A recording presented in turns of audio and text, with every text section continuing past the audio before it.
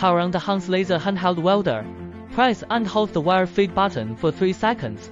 Release the button once wire is dispensed. Insert the contact tip.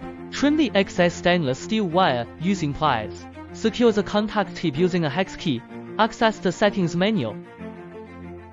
Enter the password. Tap manufacturer settings 10 times. Navigate to the adjustment interface. On the wire feed calibration screen, press the feed button. The wire will feed at the set speed for 10 seconds. If internal and external feed speeds differ, adjust the corresponding feeder parameters.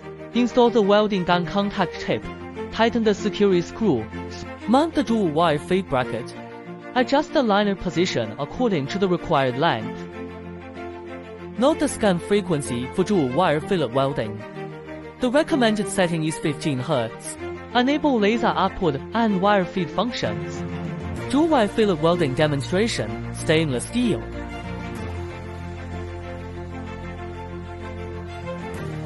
Dual wire fillet welding demonstration, carbon steel.